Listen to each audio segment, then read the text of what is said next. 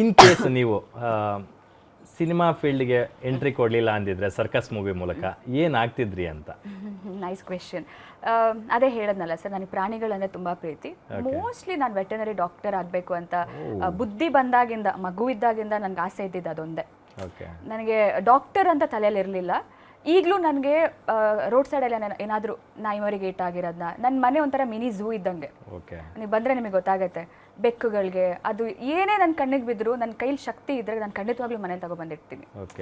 ಬೇರೆ ಏನೋ ನನ್ನ ಕೈಲಿ ಮಾಡೋಕ್ಕೆ ಎಷ್ಟು ಟ್ರೀಟ್ಮೆಂಟ್ ಆಗುತ್ತೆ ಅಷ್ಟು ಮಾಡ್ತೀನಿ. ಅಲ್ಲಿರೋ ಡಾಕ್ಟರ್ಸ್ನ ಕಾಲ್ ಮಾಡ್ತೀನಿ, ಅವ್ರು ಏನು ಸಜೆಸ್ಟ್ ಮಾಡ್ತಾರೆ ಅದನ್ನು ಮಾಡ್ತೀನಿ. ನನಗೆ ಹಾಗೆ ಬಿಟ್ಟು ಹೋಗೋಕ್ಕೆ ಮನಸ್ಸು ಕೇಳಲ್ಲ. ಸೊ ಎಷ್ಟಾಗುತ್ತೆ ಪಾಪ, ಮನುಷ್ಯರಿಗೆ ಏನಾದರೂ ತಾಗಿದ್ರೆ ನೋವಾದರೆ ಹೇಳ್ಕೊಬೋದು, ಪಾಪ ಪ್ರಾಣಿಗಳಿಗೆ ಹೇಳ್ಕೊಳಕ್ಕಾಗಲ್ಲ ಅಲ್ಲ. ಸೊ ನಾವೇ ಅರ್ಥ ಮಾಡ್ಕೋಬೇಕು. ಸೊ ಅದೊಂದು ನನಗೆ ತುಂಬ ಆಸೆ ಇದ್ದಿದ್ದು. ಇನ್ಮೇಲೇನು ನನಗಿರೋದೊಂದೇ ಆಸೆ, ಅದು ರೆಸ್ಕ್ಯೂ ಸೆಂಟರ್ ಮಾಡಬೇಕು ಅಂತ. ಅದೊಂದು ನನ್ನ ಲೈಫ್ ಮೋಟೋ. ಅದು ಬಿಟ್ಟರೆ ನನಗೆ ಇರೋದೇ ಅದೊಂದು. Super super. ರೆಸ್ಕ್ಯೂ ಸೆಂಟರ್ ಮಾಡಬೇಕು. ಮಾಡೇ ಮಾಡ್ತೀರಾ. ನನಗೆ ನಿಮ್ಮ ಮಾತಿನಲ್ಲಿ ನೀವು ಬೆಳೆದ ಬಂದ ಹಾದಿ, ನಿಮ್ಮ ಹಾಬೀಸ್ನೆಲ್ಲ ಕೇಳಿಸ್ತಾ ಇದ್ರೆ ಡೆಫಿನೆಟ್ಲಿ ವಿಲ್ ಡೂ ಇಟ್. ಅದೊಂದೇ ಸರ್, ನನಗೆ ಒಂದು ಗೋಶಾಲೆ, ಒಂದು ರೆಸ್ಕ್ಯೂ ಸೆಂಟರ್, ಅಷ್ಟೊಂದೇ ನನ್ನ ಕನಸು. ಬೇರೆ ನನಗೆ ಏನೂ ಇಲ್ಲ ಜೀವನದಲ್ಲಿ. ಯೂಶಲಿ ಹೆಣ್ಮಕ್ಳು ನಾನೊಂದು ಒಳ್ಳೆ ಡಾಕ್ಟರ್ ಆಗಬೇಕು ಅಂತ ಆಸೆ ಪಡ್ತಾರೆ. ನೀವು ನಿಮಗೆ ಪೆಟ್ ಲವರ್ ಆಗಿರೋದ್ರಿಂದ ಅವಳಿಗೋಸ್ಕರ ನೀವು ಒಬ್ಬ ವೆಟರ್ನರಿ ಡಾಕ್ಟರ್ ಆಗಬೇಕು ಅಂದ್ಕೊಂಡಿರೋದು ಇಟ್ಸ್ ಅ ಗ್ರೇಟ್ ಥಿಂಗ್. ಯಾಕೆ ಆ ಕನಸನ್ನ ಅಂದರೆ ಅದೇ ನಾ ಹೇಳಿದೆ, ನಾನು ರೆಸ್ಕ್ಯೂ ಮಾಡ್ತಾ ನಾನು ಡಾಕ್ಟರ್ಸ್ ಜೊತೆ ಜಾಸ್ತಿ ಓಡಾಡ್ತಾ ಇದ್ದೆ. ಸೊ ಅವ್ರು ನನ್ನ ಫೀಲ್ಡ್ ವರ್ಕ್ ಕರ್ಕೊಂಡು ಹೋಗ್ತಾರೆ. ನನಗೆ ಗೊತ್ತಿರಲಿಲ್ಲ ಫೀಲ್ಡ್ ವರ್ಕ್ ಹೆಂಗಿರತ್ತೆ ಅಂತ. ಅಲ್ಲಿ ಹೆಂಗಾಗಿತ್ತು, ಒಂದು ಸತ್ತು ಪ್ರಾಣಿ ಇತ್ತು ಪಾಪ, ಅದಕ್ಕೇನೋ ಹುಷಾರಿಲ್ಲದೆ ಕೊಳ್ತು ಹೋಗಿರೋಂಥ ಸ್ಥಿತಿಲಿತ್ತು. ಅದು ಕೊಳಿತಾನೆ ಸತ್ತು ಹೋಗಿರೋದು. ಅಂದ್ರೆ ನಿಮಗೆ ಹ್ಯೂಮನ್ ವೇಸ್ಟ್ ತಡ್ಕೊಳ್ಳೋಂಥ ಶಕ್ತಿ ಇರತ್ತೆ ಸರ್, ಬಟ್ ಈ ಆನಿಮಲ್ ವೇಸ್ಟ್ ಇದೆ ಗೊತ್ತಾ, ಅದನ್ನ ಬೇರ್ ಮಾಡೋದು ತುಂಬಾ ಕಷ್ಟ. ನನಗೆ ಆ ದಿನ ಗೊತ್ತಾಗಿದ್ದು, ಓಕೆ ನನಗೆ ರಕ್ತ ನೋಡಿದ್ರೆ ಆಗಲ್ಲ, ನನಗೆ ಈ ಮ್ಯಾಗಿಟ್ಸ್ ನೋಡಿದ್ರೆ ಆಗಲ್ಲ, ನನಗೆ ಅದನ್ನು ಹ್ಯಾಂಡಲ್ ಮಾಡೋಕ್ಕಾಗಲ್ಲ ಅಂತ ಗೊತ್ತಾಗಿದ್ದು ಆ ದಿನ. ಸೊ ಆ ದಿನ ನನ್ನ ಕನಸು ಬೇರೆ ದಾರಿ ತಗೊಂಡಿರೋದು.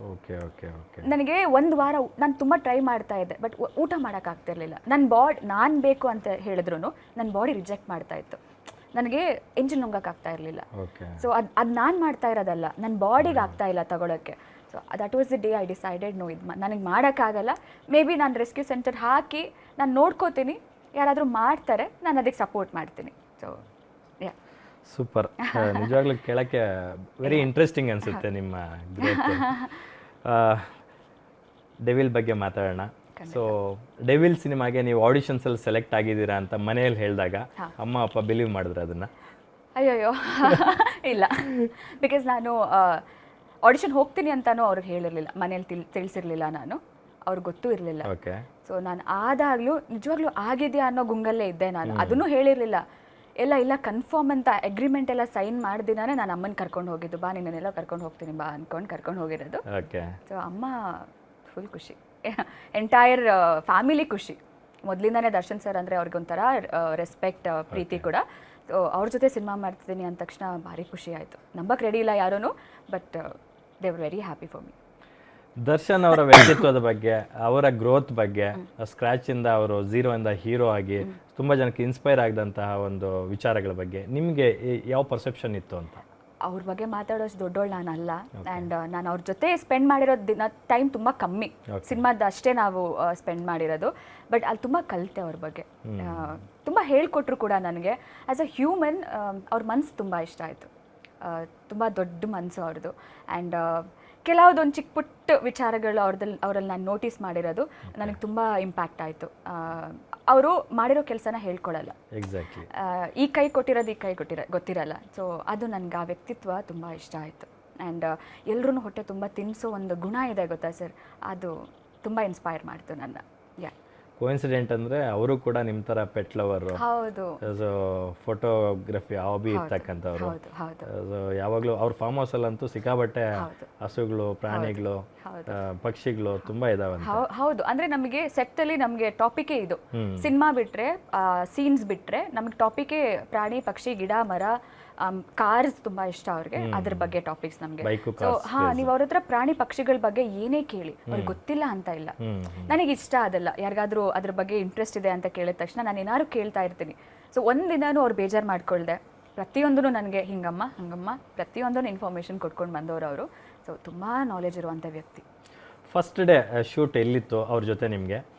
ಸೆಟ್ಗೆ ಹೋಗಿ ಬಣ್ಣ ಹಾಕೊಂಡಾಗ ಎಷ್ಟು ಒಳಗಡೆ ಬಟರ್ಫ್ಲೈ ಬಿಟ್ಟಂಗೆ ಆಗ್ತಿತ್ತು ಅಂತ. ಯಾಕಂದ್ರೆ ನನ್ನ ಸೀನ್ ಹೆಂಗೆ ಎಕ್ಸಿಕ್ಯೂಟ್ ಆಗುತ್ತೋ, ಹೆಂಗೆ ಇವತ್ತು ಫಸ್ಟ್ ಡೇ, ಸೊ ಅವ್ರ ಜೊತೆ ನಂಗೆ ಕಂಫರ್ಟಬಲ್ ಇರುತ್ತೋ ಇಲ್ಲೋ ಅಂತ ಸಾಕಷ್ಟು ಅಳುಕು ಎಲ್ಲ ಇರುತ್ತೆ. ಸೊ ಆ ಮೂಮೆಂಟ್ ಹೇಗಿತ್ತು ಅಂತ. ಸೊ ಡೆವಿಲ್ ನನ್ನ ಫ್ಯಾಮಿಲಿ ಅಂತಾನೆ ಹೇಳ್ಬೋದು, ಒಂದು ಎಕ್ಸ್ಟೆಂಡೆಡ್ ಫ್ಯಾಮಿಲಿ ನಂದು. ಬಿಕಾಸ್ ನನ್ನ ಒಂದು ಮನೆ ಮಗಳ ಥರ ನೋಡ್ಕೊಂಡಿದ್ದಾರೆ ಆ ಪ್ರೊಡಕ್ಷನ್ ಹೌಸ್ ಶ್ರೀ ಜನ್ಮದ ಕಾಂಬೈನ್ಸ್. ಅವ್ರು ತುಂಬ ನನ್ನನ್ನು ಆ ಮನೆ ಮಗಳನ್ನ ಹೆಂಗೆ ಜಾಗ್ರತೆ ಮಾಡ್ತಾರೆ ಗೊತ್ತಾ, ಅಷ್ಟು ಪ್ರೀತಿನ ನೋಡ್ಕೊಂಡಿದ್ದಾರೆ ನನ್ನನ್ನು ಸೆಟ್ ಶೂಟಿಂಗ್ ಆಗೋ ಟೈಮಲ್ಲಿ. ಒಂದು ದಿನ ಕೂಡ ನನಗೆ ಅದಕ್ಕೆ ಕಮ್ಮಿ ಆಗಿದೆ. ನನಗೆ ಹೀರೋ ಕೊಡ್ತಿರೋ ಮರ್ಯಾದೆ ಏನು ಅದೇ ಹೀರೋಯಿನ್ ಕೂಡ ಕೊಡ್ತಾಯಿದ್ರು. ಅವ್ರಿಗೇನು ಫೆಸಿಲಿಟೀಸ್ ಕೊಡ್ತಾಯಿದ್ರು ಅದೇ ನನಗೂ ಕೂಡ ಕೊಡ್ತಾಯಿದ್ರು. ಅಲ್ಲೇನು ಡಿಸ್ಕ್ರಿಮಿನೇಷನ್ ಅಥವಾ ಅಲ್ಲೇನು ಪಾರ್ಶಾಲಿಟಿ ಏನೂ ಇಲ್ಲ. ಸೊ ಅದು ತುಂಬ ಖುಷಿ ಆಯಿತು. ನಾನು ಆ್ಯಂಡ್ ಒಂದು ಫ್ರೆಷರ್ನ ಈ ಥರ ಟ್ರೀಟ್ ಮಾಡೋದಿದೆಯಲ್ಲ ತುಂಬ ರೇರ್ ಅನ್ಸತ್ತೆ ನನಗೆ. ಆ್ಯಂಡ್ ಪ್ರಕಾಶ್ ಸರ್ ಬಗ್ಗೆ ನಾನು ಹೇಳಲೇಬೇಕು. ಈ ಅವಕಾಶ ಕೊಟ್ಟಿರೋದಕ್ಕೆ ನಾನು ಅವ್ರಿಗೆ ಐ ಡೋಂಟ್ ನೋ ಇನ್ಮೇಲಿಂದ ನನ್ನ ಸಕ್ಸಸ್ ಅಥವಾ ಏನೇ ಇರ್ಬೋದು, ಅದು ಏನೇ ಇದ್ರು ಅವ್ರಿಗೆ. ಬಿಕಾಸ್ ಅವರು ನನ್ನನ್ನು he will be the one. Because ಅವರು ನನ್ನನ್ನು ಚೂಸ್ ಮಾಡಿರೋದು. ಇಲ್ಲ ಇವಳಿಗೆ ಅದಿದೆ, ಆ ಟ್ಯಾಲೆಂಟ್ ಇದೆ, ಅದು ಮಾಡ್ತಾಳೆ ಅವಳು ಅಂತ ಪಿಕ್ ಮಾಡಿರೋದು ಅವರು. ಸೊ ಅವ್ರು ಪಿಕ್ ಮಾಡಿರೋದ್ರಿಂದ ನಾನು ಇಲ್ಲಿ ಕೂತಿರೋದು ಸರ್.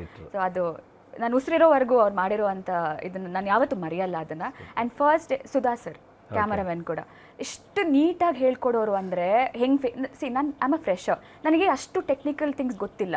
ಬಟ್ ಎಷ್ಟು ನೀಟಾಗಿ ಅಂದರೆ ಅದನ್ನು ಹೇಳ್ಕೊಡೋರು ಅಂದರೆ ಒಂದು ಮಗಳಿಗೆ, ಇವಾಗ ಅವ್ರ ಮಗಳೇ ಒಂದು ಆ್ಯಕ್ಟ್ ಮಾಡ್ತಾಳೆ ಅಂದ ತಕ್ಷಣ ಅದು ಹೆಂಗೆ ಜೋಪಾನವಾಗಿ ಮಾಡ್ತಾರೆ ಗೊತ್ತಾ, ಅಷ್ಟು ನೀಟಾಗಿ ನನಗೆ ನನ್ನ ಟೈಮ್ ಕೊಟ್ಟು ನನ್ನ ಸ್ಪೇಸ್ ಕೊಟ್ಟು ತಿದ್ದಿ ಅದನ್ನು ಅಷ್ಟು ನೀಟಾಗಿ ಮಾಡೋರು ನನಗೆ. ಬಿಕಾಸ್ ನಾನೊಂದು ಹೇಳ್ತೀನಿ ಸರ್, ನಮಗೆ ಕೆಲಸ ಮಾಡಬೇಕಾದ್ರೆ ಬೆಳಗ್ಗೆ ಅದು ಯಾಕಪ್ಪ ಎದ್ದು ಕೆಲಸಕ್ಕೆ ಹೋಗಬೇಕು ಅನಿಸ್ಬಾರ್ದು. ನನಗೆ ಶೂಟಿಂಗ್ ಇದೆ ಅಂದ ತಕ್ಷಣ ಪಠಾರ ಅಂತ ಎದ್ಬಿಡೋದು, ನಾನು ಬೇಗ ಬೇಗ ರೆಡಿ ಆಗೋದು. ಅಂದರೆ ಆ ಖುಷಿ ಇದೆ ಗೊತ್ತಾ, ಎಲ್ಲರನ್ನ ಮೀಟ್ ಮಾಡೋದು ಸೆಟ್ಟಿಗೆ, ಅಷ್ಟು ಕಂಫರ್ಟೇಬಲ್ ಫೀಲ್ ಮಾಡೋರು ನನ್ನ. ಅಂದರೆ ಒಮ್ಮೆ ಶೂಟಿಂಗ್ ಸ್ಟಾರ್ಟ್ ಆಗಲಿ, ಒಮ್ಮೆ ಶೂಟಿಂಗ್ ಮಾಡಿಬಿಡೋಣ, ಶೂಟಿಂಗ್ ಸೆಟ್ ಹೋಗಿಬಿಡೋಣ ಅನ್ನೋ ಖುಷಿ ಇದ್ದೆ.